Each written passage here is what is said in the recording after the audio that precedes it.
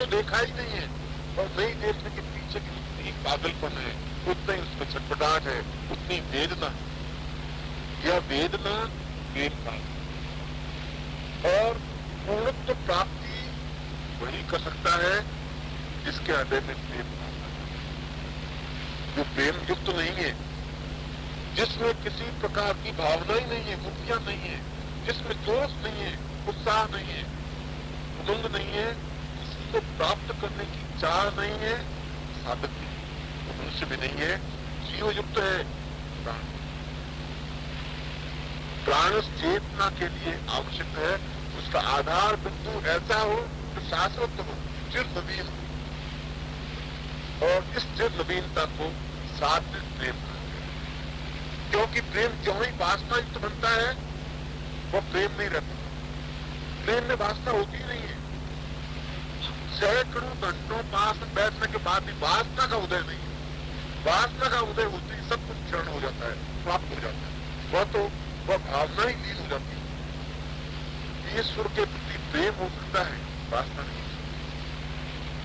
महाकाली के प्रति प्रेम हो सकता है, वासना नहीं।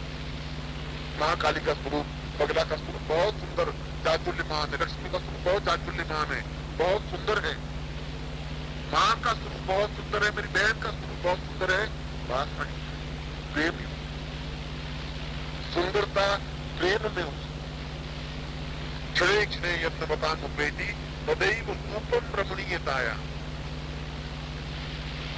रूप कितना सुंदर है, कितना असुंदर है, इसकी कोई मापदंड नहीं है, कोई परिमाण नहीं है, कोई निश्चितता नहीं। किसको सुंदर कहा जाए, आज तक इसकी कोई परिभाषा बनी नहीं। शास्त्रों ने एक ही कहा, आंख को जो अच्छी लगे वह सुंदर।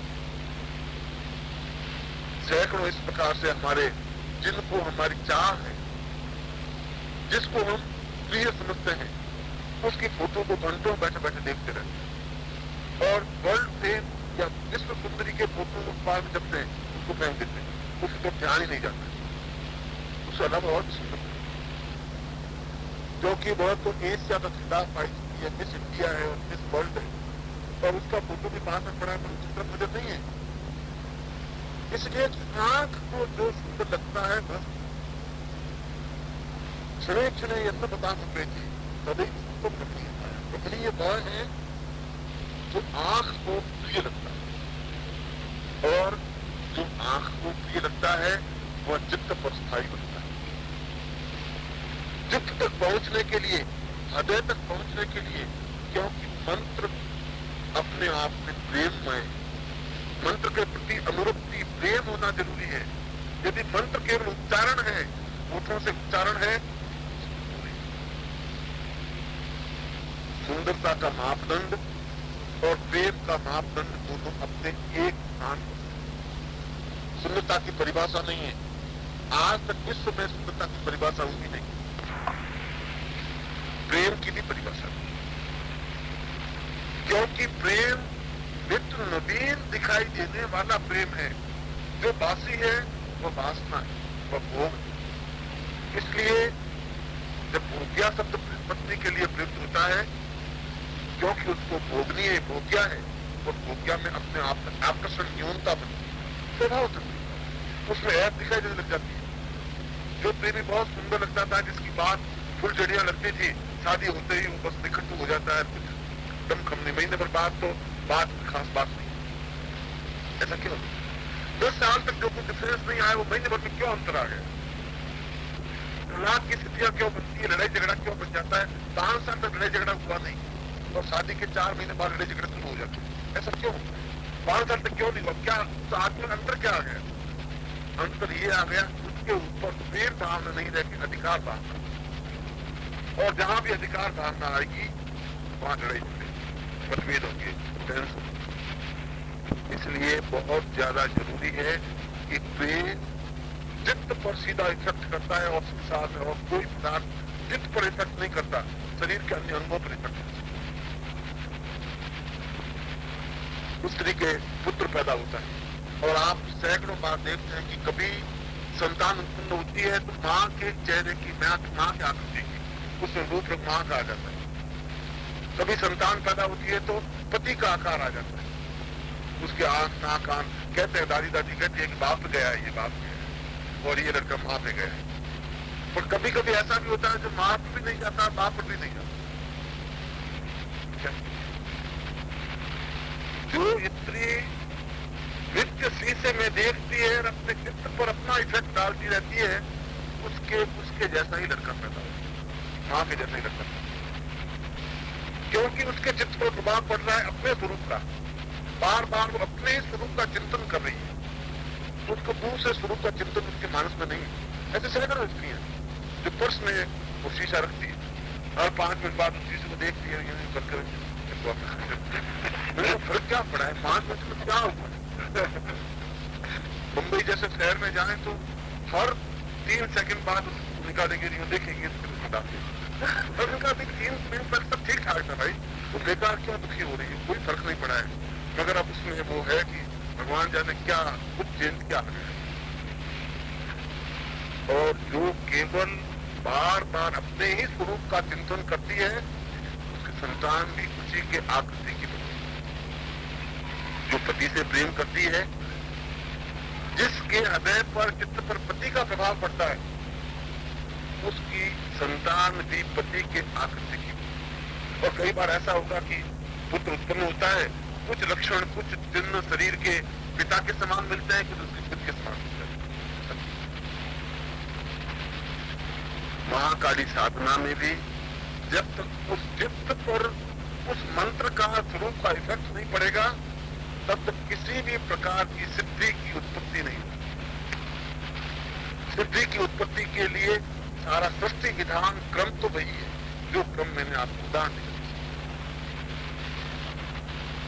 और इस क्रम को समझने से पूर्व जिसका प्रत्येक स्त्री को अपने स्वयं के बारे में पक्का ज्ञान होता है, निश्चित ज्ञान होता है कि मैं क्या हूँ और कहाँ से सुंदर लग रही हूँ, कहाँ से सुंदर नहीं लग रही हूँ, वह उसी हाव भाव में उसी तरीके से बात करने की कोशिश करेगी, चलने की कोशिश करेगी। पुरुषों में भी यही स्त्रियों के लक्षण आ गए, कुछ वेट ला करके चलेंगे, मुर्दा करके चलेंगे, बहकाते हुए चलेंगे, क्योंकि उनमें कुछ न्यूनता है, कुछ हीन भावनाएं, कुछ कमी महसूस हो रही है कि मुझे कुछ नहीं है जो मुझे दिखाना जरूरी।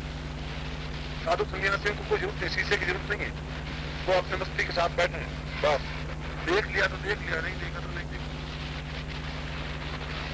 यह मस्ती, यह आनंद तभी आ सकता है जब हम अपने आप को अच्छी तरह से पहचाने या सामने वाले इष्ट को अच्छी तरह से पहचाने। गुरुमय होने के लिए पिछले शिविर में मुझे बार बार पूछा कि आप बार बार कह रहे हैं गुरुमय हो जाइए, गुरुमय हो जाइए, हम कैसे बने गुरुमय? तो तरीका क्या है? और तरीका यही है कि जब एक ही चिंतन, एक ही भावना, एक ही विचार केवल अपने प्रेम के माध्यम से सामने वाले पर पड़ता रहता है, वही अपने चित्त पर प्रभाव डालता है। मैंने एक बात बिल्कुल प्रामाणिक सुन रहा हूँ, वहां से 4-5 साल पहले दूसरे शिविर,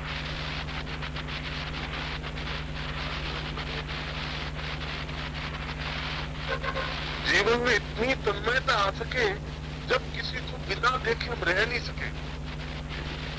जब मीरा के शब्दों में कि सूली ऊपर सहज किया कि किस सूली ऊपर सहज, पक्षी पर सहज नहीं, कांटों के बीच में चलने की जो भावना, कल्पना, जिसके पीछे अपने आप को तन्मयता की भावना, और चित्त पर गुरु का अंकन तब होता है जब उसकी छवि आंखों में बराबर बनी रहती है।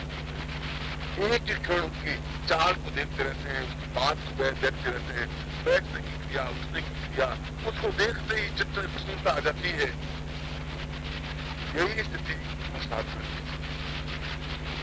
और यही स्थिति शिष्ट साधना की भी स्थिति, यही स्थिति इष्ट साधना की भी स्थिति है, ये स्थिति महाकाली साधना।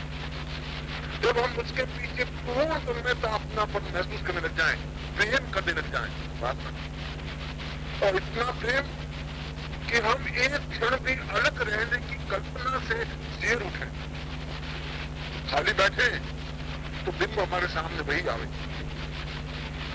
वही विचार, वही भावना, वही चिंतन, उसी की बातें। सीता को जब मंदोदरी की सहेली सीता के पास आई और उसने मंदोदरी के बारे में सब कुछ तो सीता ने कहा मैं कुछ नहीं सुनना चाहती, अगर तुम राम के बारे में कुछ बात बता सकती हो तो। क्योंकि उसके मानस में बिंब एक ही था, वह भले ही साल भर तक या 1.5 साल तक उसको वाटिका में तो रही, मगर उसकी आंखों के सामने से बिंब नहीं हटा। और महाकाली साधना या महाविद्या साधना को भी सिद्ध करने के लिए ठीक उतनी ही गहरी आत्मीयता पैदा होनी चाहिए, उतना ही ज्यादा अटैचमेंट पैदा होना चाहिए, उतनी ही ज्यादा विभिन्नता आनी चाहिए। और यह विभिन्नता दोनों के बीच में जिस क्षण आ जाती है उसी क्षण महाकाली या महाविद्या स्वतः सिद्ध हो जाती है। मगर इस सिद्धि को समझने के लिए जहां उस देवी के पूरे स्वरूप को समझने की जरूरत है, वही उस स्वरूप को अपने अंदर समाहित करने की स्थिति। आप कई बार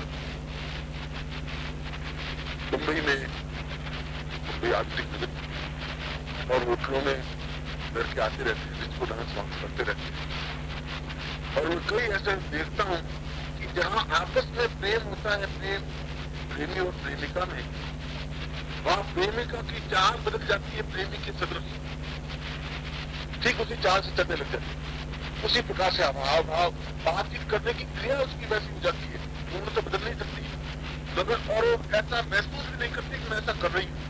स्वतः उसकी बातचीत में, उसकी क्रिया में, उसकी भावनाओं में, उसकी विचारों में, अभिव्यक्ति में ठीक वैसी ही क्रिया उसमें 5% डालो, उसमें आती है। जिसमें मैंने रामकृष्ण परमहंस का उदाहरण दिया कि काली के अनन्य उपासक और पूरे भारतवर्ष में रामकृष्ण परमहंस जैसा काली का उपासक नहीं, जो नित्य अपने हाथों से मां काली को भोजन कराता था और मां काली को पूजन करती थी। ये तो बंगाल की बात है, अभी कुछ वर्षों पहले की बात है, बहुत पुरानी बात है। और उन्होंने अपने जीवन में रामकृष्ण परमहंस ने कुरान का अध्ययन किया, पूरी कुरान पढ़ी, बाइबल का अध्ययन किया, पूरी बाइबल पढ़ी, पूरी रामायण पढ़ी, पूरी श्रीमद् गीता पढ़ी, मां काली के उपासक होते हुए भी अन्य ग्रंथों को भी पढ़ा। इसलिए पढ़ा, रामकृष्ण परमहंस की जीवनी लिखी है, रामकृष्ण मठ से बेलूर मठ से अगर आप पढ़े, उनके 8 भागों में लिखी।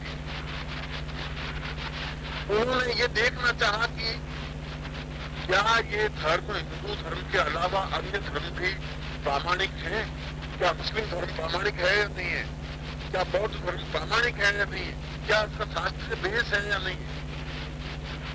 और एक धर्म है राधा संप्रदाय, सखी संप्रदाय, आपने पढ़ा हो, आगरा में एक दौलत बाग के पास में है, जिसको राधा संप्रदाय का आप लोगों में से राधा स्वामी।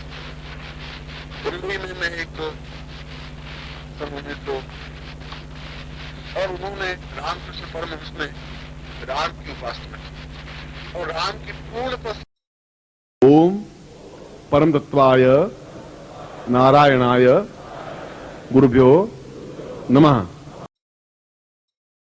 ओम ह्रीं मम प्राण देह रोम प्रतिरोम चैतन्य जाग्रय ह्रीं ओम नमः। ओम भूर्भुवः स्वः तत्सवितुर्वरेण्यं भर्गो देवस्य धीमहि धियो यो नः प्रचोदयात्।